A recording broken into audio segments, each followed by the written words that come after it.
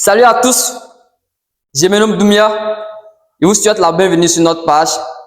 Aujourd'hui encore, je vous présente un problème sur étude de fonction. Les élèves, ce que vous devez comprendre, à l'examen, sur étude de fonction, on ne pose pas beaucoup de questions. On ne pose pas beaucoup de questions, ça vous devez connaître.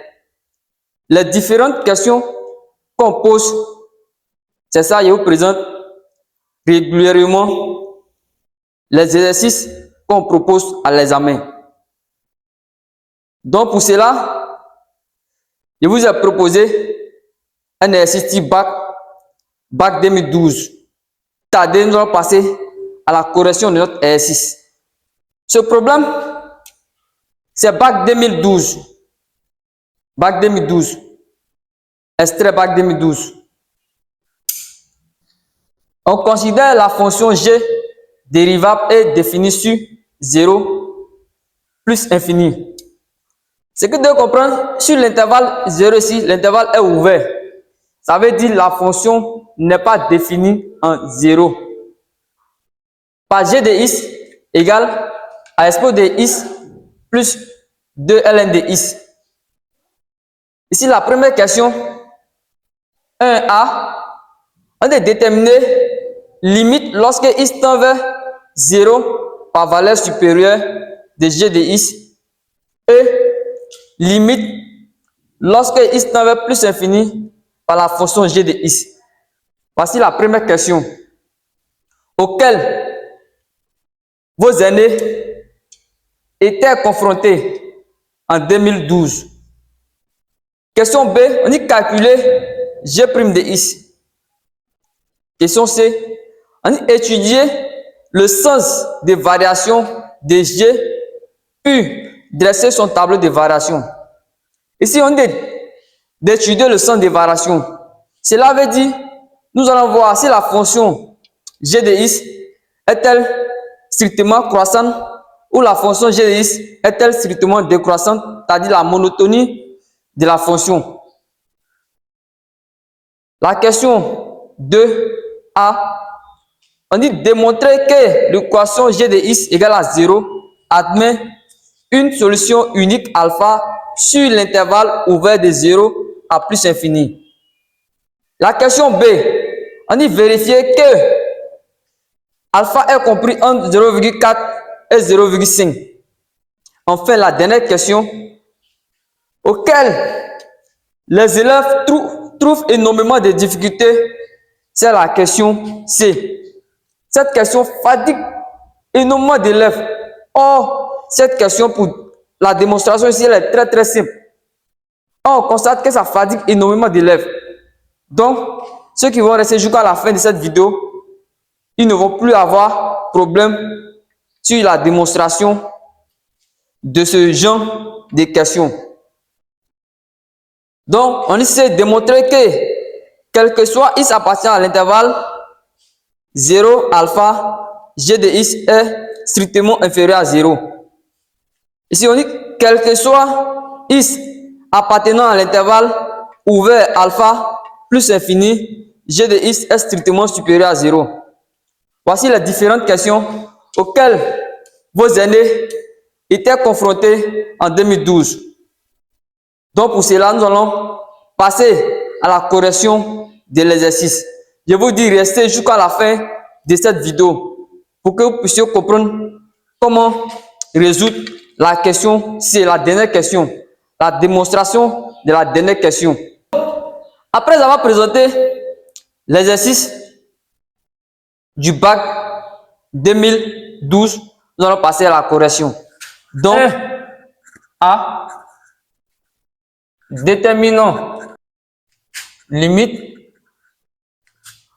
1A, déterminant 2 points, limite lorsque x tend vers 0 par valeur supérieure.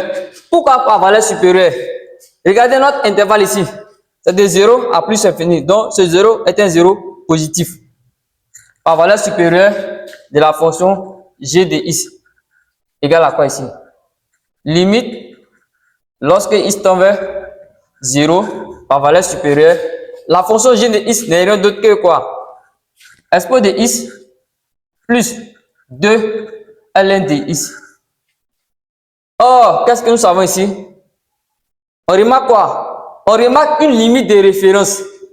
Limite lorsque x tend vers 0 par valeur supérieure de ln de x. Cela donne quoi? Cela donne moins l'infini, que vous connaissez bel et bien. C'est une limite de référence. Limite lorsque x tend vers quoi? X tend vers 0 par valeur supérieure de ln de x, a fait moins l'infini.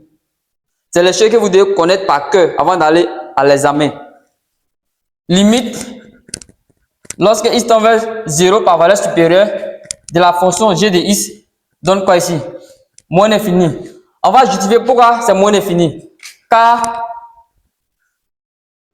quoi? Limite lorsque x tend vers 0 par valeur supérieure de la fonction ln de x donne quoi? Donc ça c'est une limite de référence que vous devez connaître par cœur. Limite lorsque x tend vers 0 par valeur supérieure de ln de x, cela donne quoi? Moins l'infini. Et encore limite lorsque x tend vers 0 par valeur supérieure d'expo de x. Ici on remplace x par 0 ici. Ça donne quoi ici? Expo de 0. On sait que tout nombre à la puissance 0 donne quoi? Donne 1. Donc cela fait 1. Donc voilà, on a ajouté ici. La limite lorsque x tend vers 0 par valeur supérieure de g de x donne moins l'infini. Car quoi? Limite lorsque x tend vers 0 par valeur supérieure de la fonction ln de x donne quoi? Moins l'infini. Voici la justification qui est là. Vous mettez la limite, après vous justifiez pourquoi vous trouvez moins l'infini. Donc ici, il va encadrer.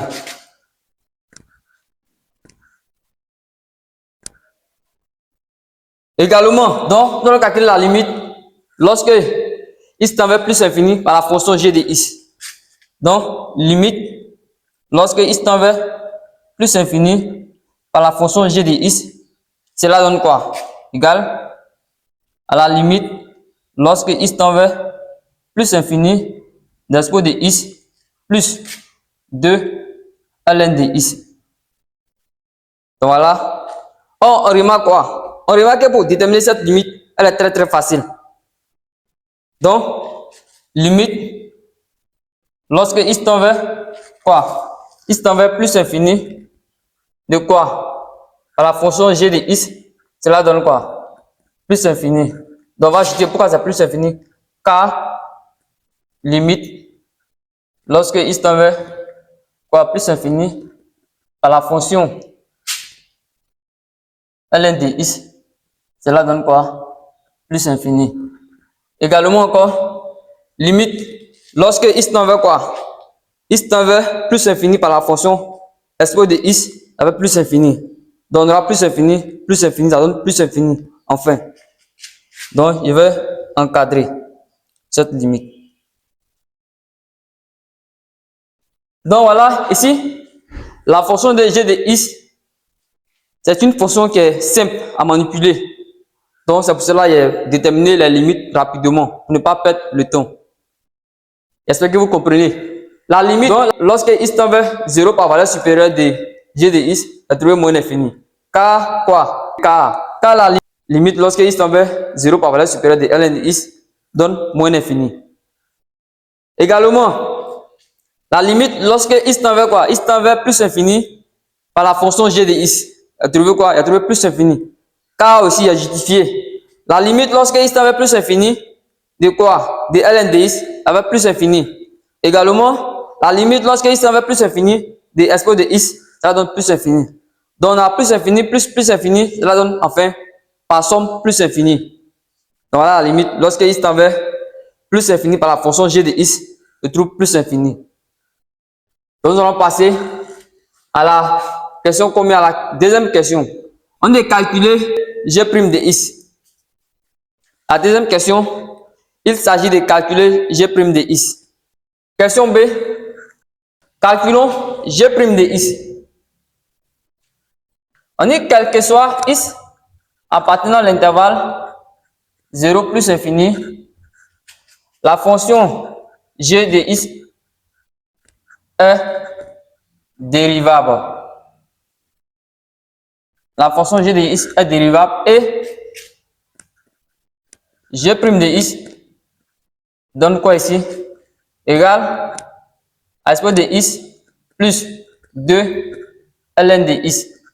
Dérivé maintenant à la fonction g de x, g' de x. Donc ici, la dérivée de quoi? S de x. Donc juste un rappel, si s de u prime, cela donne quoi ici? Cela donne que quoi? U prime s de u. Donc voilà. Donc ici, on a quoi ici? La dérivée de s de x n'est rien d'autre que s de x. Plus 2 fois quoi? La dérivée de ici, ln de x. Oh, vous connaissez la dérivée de ln de x. Cela n'est rien d'autre que 1 sur x. 1 sur x. Donc ici, on va voir quoi ici finalement? S de x plus 2 sur x. Donc, voilà, g' de x. G' de x. Donc, comme ils ne m'ont pas donné une forme à laquelle je devais écrire la fonction g' de x, donc je vais laisser ainsi. Je vais encadrer g' de x. Donc voilà, g' de x. Nous passons à la question combien? C. On dit étudier le sens des variations de la fonction g. C'est ici que souvent certains élèves ont des difficultés. Or, ici c'est très simple. Pour pouvoir déduire le sens des variations de la fonction g, il faut bien dériver la fonction g' de x et étudier le signe de g' de x. Car pour trouver le sens des variations de la fonction g, il faut qu'on étudie d'abord le signe de la fonction g' de x. Donc, c'est étudions le sens des variations de g de x. Comment on doit étudier le sens des variations de g de x? Donc, pour étudier le sens des variations de g de x, cela est très simple. Qu'est-ce que je vais dire d'abord ici? Je vais prendre la fonction g' de x. Je vais étudier le signe d'abord de g' de x. Donc, nous allons étudier le signe de g' de x. Quel que soit x appartenant à l'intervalle 0 plus infini. Qu'est-ce que nous remarquons? On remarque quoi? On remarque que 2 sur x est comment? Est strictement supérieur à 0. Pourquoi 2 sur x est strictement supérieur à 0? On remarque simplement la fonction n'est pas définie en 0. Donc, ici, la fonction n'est pas définie en 0. Donc, ici, le dénominateur doit comment? Le dénominateur doit différer de 0. Car ici, la fonction n'est pas définie en 0. Parce que c'est ouvert en 0. Ici, toutes les valeurs que nous allons prendre dans l'intervalle de 0 à plus infini, sauf 0. Toutes les valeurs qu'on va prendre dans l'intervalle qu'elle a, de 0 à plus infini, sauf 0. Ici, on va voir que la fonction comparée à 0, la fonction ici, 2 sur x serait supérieure à 0. Toutes les valeurs qu'on va prendre, si on prend 1 ici, ça va voir ici 2 sur 1, on va voir que 2 sur 1 est supérieur à 0. Si on prend 2 ici encore, ça donne 1, on va voir que 1 est supérieur à 0. C'est-à-dire toutes les valeurs que nous allons prendre dans l'intervalle qu'elle a, elle serait supérieure, strictement supérieure à 0. Est-ce que vous comprenez? Également encore, quel que soit x appartenant à l'intervalle ouvert 0 plus infini, qu'est-ce que nous remarquons? On remarque que s de x est strictement supérieur à 0 encore. Toutes les valeurs que nous allons prendre dans l'intervalle qu'elle a 0 plus infini, sauf 0, parce qu'il dit quoi? La fonction n'est pas définie en 0. Si je prends 1 ici, il va y avoir s de 1 qui est comment? Qui est supérieur à 0. Si je prends 2, également, toutes les valeurs que nous allons prendre dans l'intervalle qu'elle a, sauf 0, on voit que s de x serait strictement supérieur à 0. Donc, qu'est-ce que nous pouvons dire ici? Nous pouvons dire quoi ici? Nous pouvons dire quoi? Quel que soit x appartenant à l'intervalle ouvert 0 plus infini, qu'est-ce que nous pouvons dire? On peut dire g' de x est comment? Est strictement supérieur à 0. Car voici les valeurs de g' de x. Quel que soit x appartenant à l'intervalle ouvert de 0 à plus infini, la fonction g' de x serait comment? Serait strictement supérieure à 0. Donc, j'espère que vous avez compris. Donc, si la fonction g' de x est strictement supérieure à 0 sur l'intervalle qu'elle a, 0 plus infini, qu'est-ce que nous pouvons en déduire par rapport au sens des variations de la fonction g? Puisque nous avons montré que sur l'intervalle 0 plus infini, la fonction g' de x était comment? Était strictement supérieure à 0. Qu'est-ce que nous pouvons dire maintenant pour déduire maintenant rapidement le sens des variations de la fonction g de x? Puisque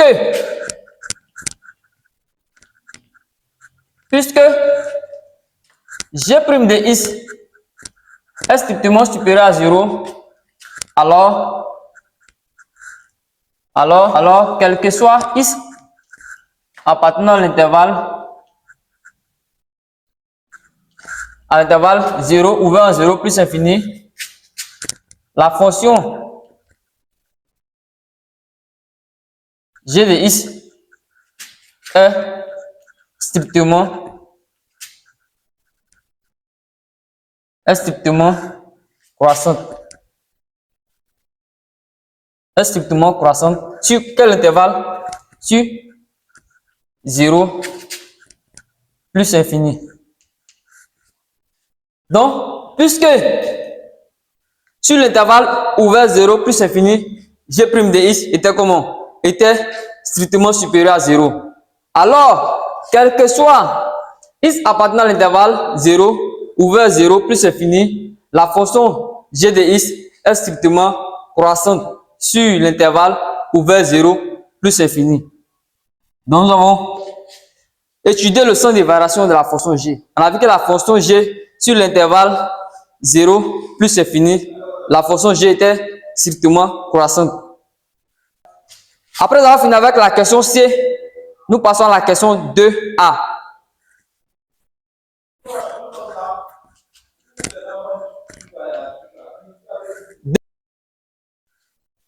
La question 2A, démontrons que l'équation g de x égale à 0 admet une solution unique alpha sur l'intervalle ouvert 0 plus infini. Ici, la question encore fatigue énormément d'élèves. Vous devez maîtriser comment répondre à cette question. Donc, comme je l'ai dit, restez jusqu'à la fin de cette vidéo pour comprendre beaucoup de choses. Car à l'examen, c'est ce genre de questions qu'on donne aux élèves. Calcul des limites, étudier le sens des variations, dresser le tableau de variations, montrer que l'équation g de x égale à 0 admet une unique solution. Et la dernière question, qui est une démonstration que vous devez connaître ou devez maîtriser cette démonstration. C'est juste une démonstration, vous devez maîtriser avec quelques propriétés. Donc ici, comment répondre à cette question? Démontrons que l'équation g de x égale à 0 admet une solution unique alpha sur l'intervalle ouvert 0 plus infini. Qu'est-ce que nous savons sur l'intervalle qu'elle a? Nous savons quelque chose sur l'intervalle qu'elle a, de 0 plus infini. Nous savons quoi? Nous savons sur l'intervalle, quel que soit x appartenant à l'intervalle 0 plus infini, la fonction g de x était comment? G de x est dérivable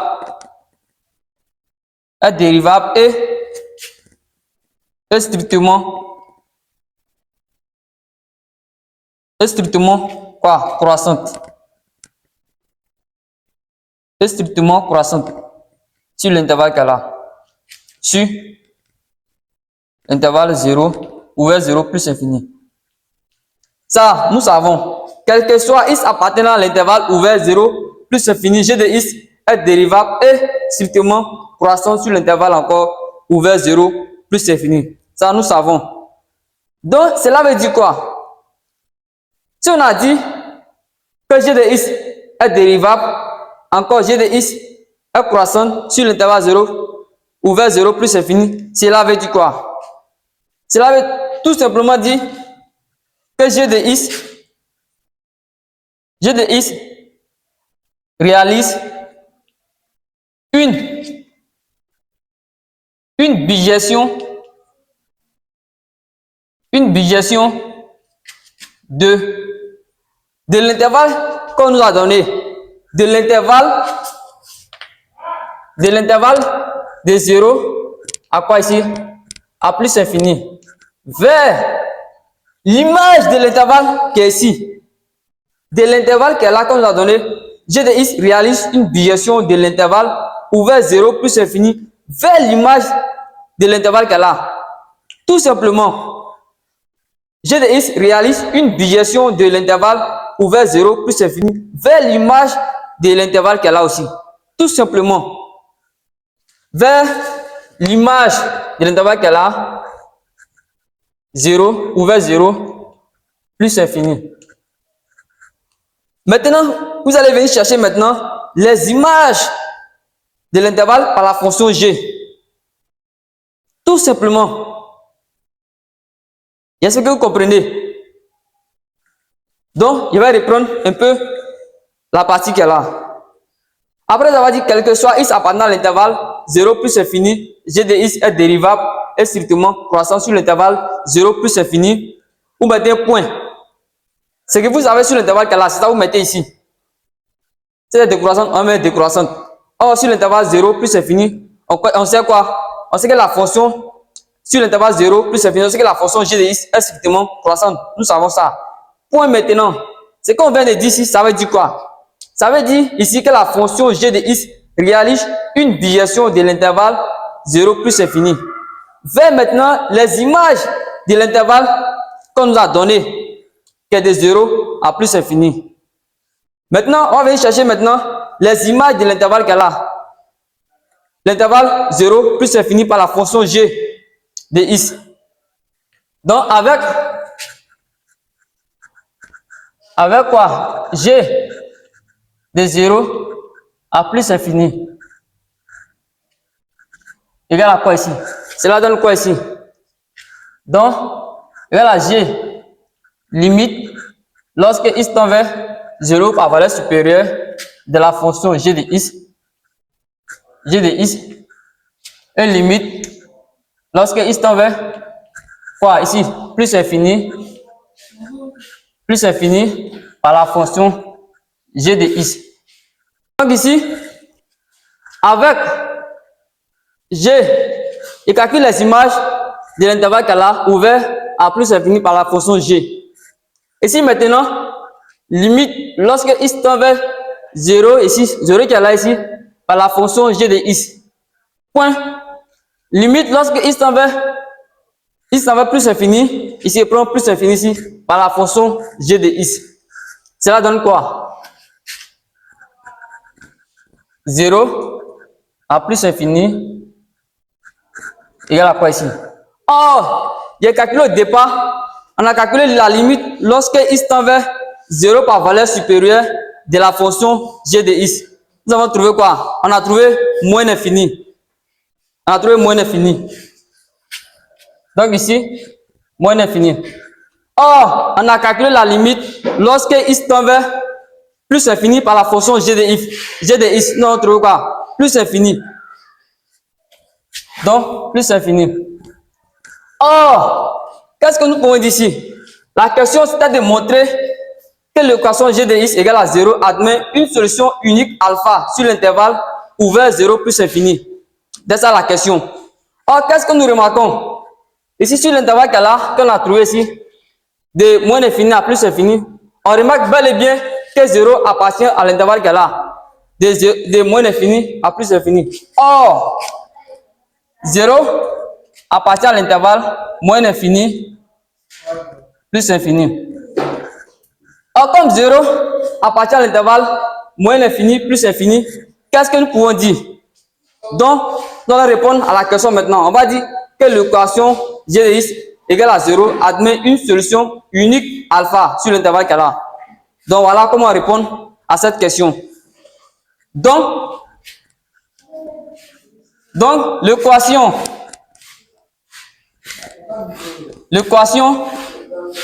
g de x égale à 0 admet une solution Une solution unique, alpha sur l'intervalle ouvert de 0 à plus infini. Voilà comment répondre à cette question.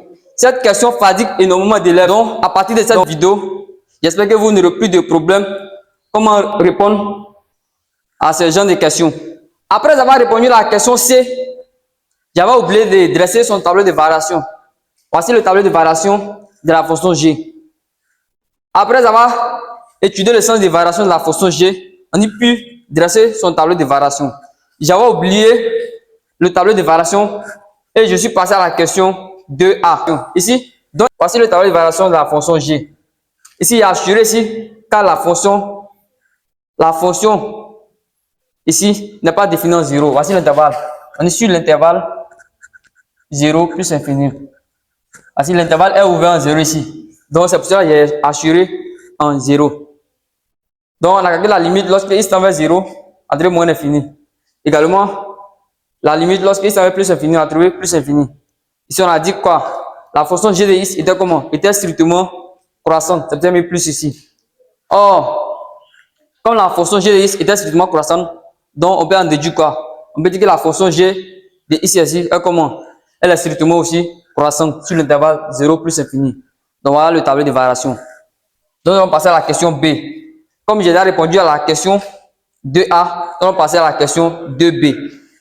Question 2B. 2B. En y vérifiant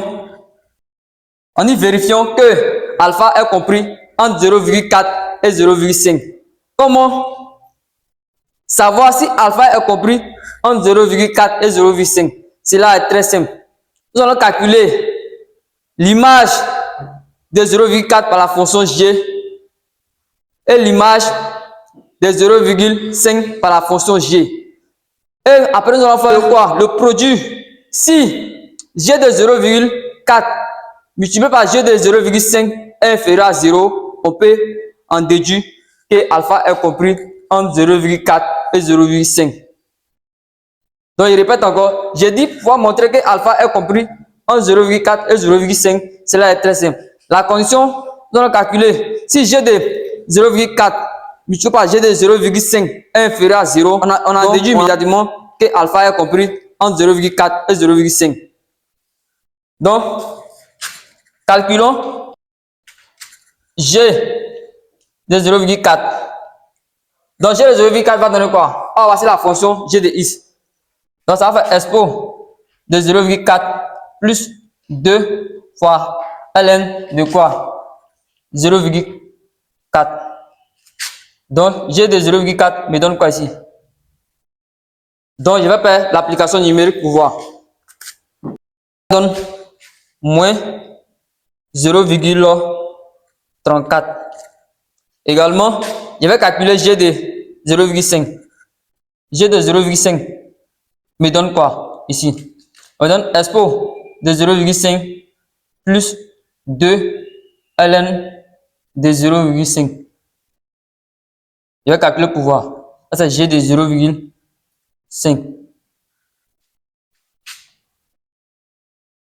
Donc, après calcul, je constate que g de 0,5 égale à 0,26.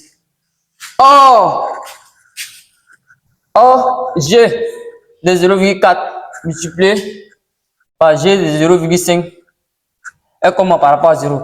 Est bel et bien inférieur à 0. On est d'où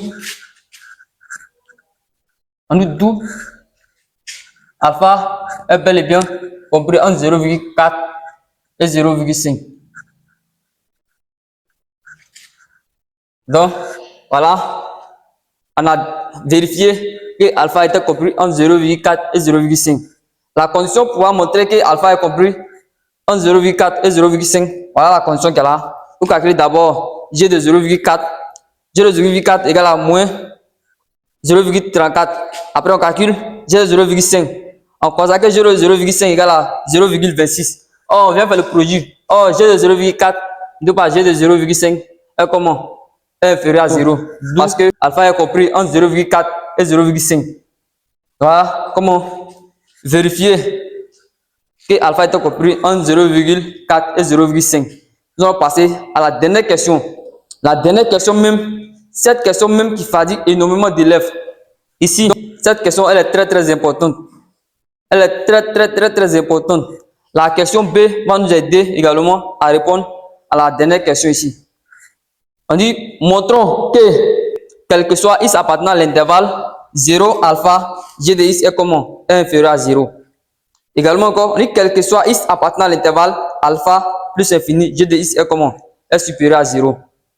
Donc, regardez comment je vais faire cette démonstration. Vous devez me suivre à la lettre. Les explications, vous devez écouter. Et comment je vais effectuer la démonstration. C'est une démonstration. Ce n'est pas quelque chose de magie. C'est une démonstration. Vous devez apprendre. Si moi, donc nous allons passer à cette démonstration. Donc la dernière question, c'est, on dit démontrons. Donc comment nous allons montrer cette question? C'est que vous devez comprendre d'abord, très important d'abord. Qu'est-ce que nous savons d'abord sur l'intervalle 0 à plus infini?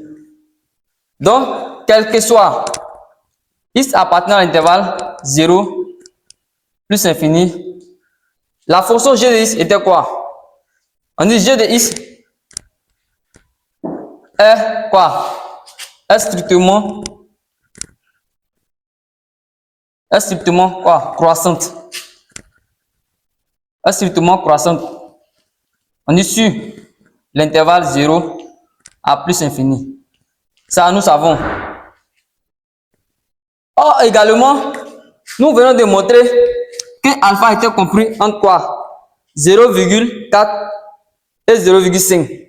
C'est-à-dire que alpha appartient à notre intervalle ici de 0 à plus infini. Alpha serait forcément dans l'intervalle, car alpha est compris entre 0,4 et 0,5. Nous avons montré ça. Alpha ici appartient à l'intervalle 0 et plus infini. Donc cela donne que si alpha appartient à cet intervalle, nous allons introduire alpha dans notre intervalle ici, ouvert de 0 à plus infini. Donc cela donne quoi ici? Cela donne ici de 0 alpha union alpha plus infini. Donc nous allons introduire alpha dedans. Si alpha est compris dans l'intervalle 0 plus infini, si alpha est dedans, alpha est forcément dedans, car nous venons de montrer que ici que alpha est compris entre 0,4 et 0,5. C'est-à-dire forcément alpha est dedans. Car dans l'intervalle ouvert de 0 à plus infini, nous avons 0,4 dedans et 0,5 dedans. Or, alpha est compris entre ces deux valeurs. Donc, forcément, alpha est dans cet intervalle qu'elle a. Donc, j'ai introduit mon alpha dedans. J'ai trouvé intervalle ouvert de 0, ouvert encore en alpha union, ouvert alpha plus infini. Donc, je vais montrer sur l'intervalle qu'elle a que la fonction g de x est comment? La fonction g de x est strictement décroissante. Et également sur l'intervalle alpha plus infini, que la fonction g de x est comment? Elle est strictement croissante. G de x est strictement croissante. Donc voilà, c'est tout. Donc on dit quel que soit x appartenant à l'intervalle de 0 alpha, cela implique quoi? Je vais écrire d'abord ce que vous devez connaître ici. Nous allons écrire sous forme de quoi? Sous forme d'inégalité. C'est-à-dire plus grand ou plus petit, sous forme d'inégalité. Donc, quel que soit x appartenant à quoi? À l'intervalle 0 alpha. Je vais écrire l'intervalle qui a la forme d'inégalité. Donc, alpha, x serait compris entre quoi ici? X et 0 ici, alpha ici. À la valeur de x. X est compris entre 0 alpha. Voici comment on écrit ça là. L'intervalle ouvert de 0 à alpha, sous forme d'inégalité. Or, qu'est-ce que nous savons ici? Donc ici, cette partie ne m'intéresse pas, car je ne connais pas g de 0. Or, je connais bel et bien g d'alpha. Donc, c'est cette partie qui m'intéresse. Cette partie, je vais prendre la partie qui est là. Ici, cela donne quoi ici? Cela implique quoi? X qui est inférieur à alpha. Comme la fonction était croissante sur l'intervalle de 0 à plus infini, donc g de quoi? G de x serait inférieur à g d'alpha. Si la fonction était strictement décroissante sur l'intervalle 0 à alpha, 0 à plus infini, excusez-moi. Si la fonction était strictement décroissante de 0 à plus infini, la fonction ici serait supérieure à g d'alpha. Dans le cas où la fonction était strictement décroissante. Mais comme dans notre cas, la fonction ici est croissante, donc qu'est-ce que nous pouvons dire? Qu'est-ce que nous allons faire ici? G de x ici serait comment? Serait inférieur à g d'alpha. Or, g d'alpha ici égale à combien? Égale à 0. Égale à 0. Pourquoi g de alpha égale à 0? Car ici, dans la question ici, nous avons montré que g de x égale à 0 admet une solution unique alpha sur l'intervalle 0 à plus infini. Donc, c'est-à-dire quoi? Cela revient à quoi? Que g d'alpha égale à 0 sur l'intervalle. On dit, oh, g de alpha égale à 0 sur l'intervalle de 0 à plus infini. Donc ici, je vais remplacer g d'alpha par 0.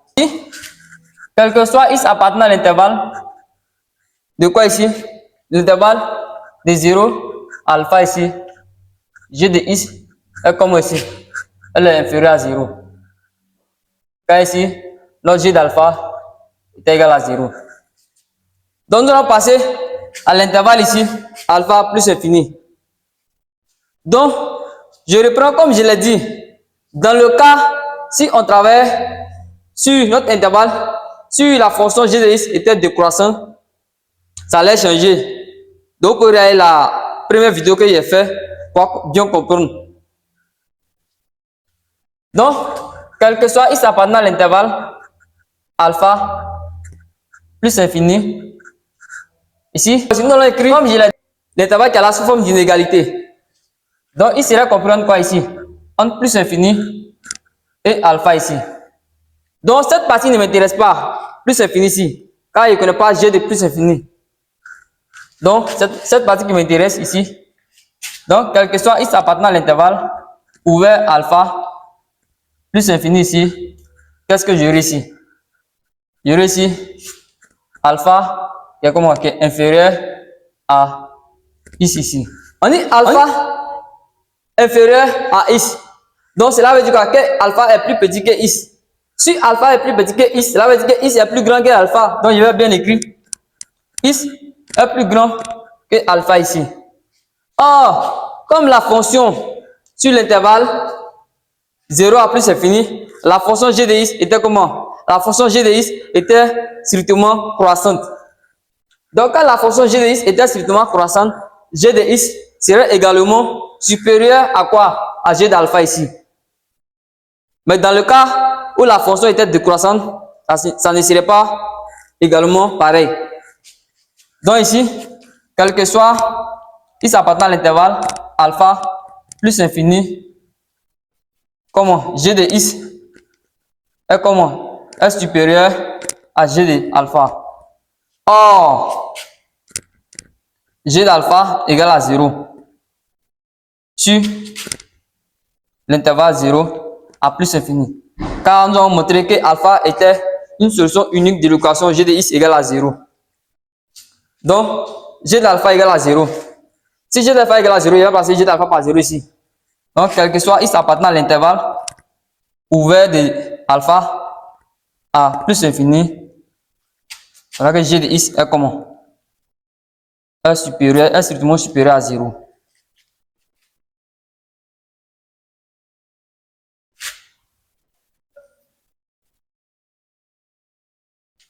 Est strictement supérieur à 0. Donc voilà, nous avons fini avec l'exercice. C'était un exercice de 2000 bac 2012. C'était un problème. Donc, ça allait un peu vite, mais vous pouvez regarder la vidéo à plusieurs reprises pour bien comprendre. Tout est facile. Si vous fournissez d'efforts, vous allez voir, il n'y a rien de compliqué dedans. À vous maintenant de fournir un peu d'efforts. Ceux de mes abonnés qui sont précisément en Côte d'Ivoire, l'examen est proche. Vous devez fournir beaucoup d'efforts.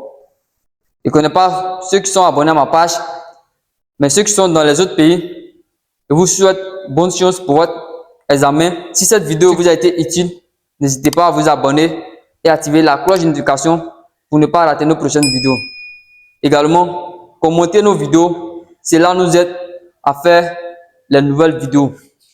Donc, c'était Doumia. On se dit à la prochaine.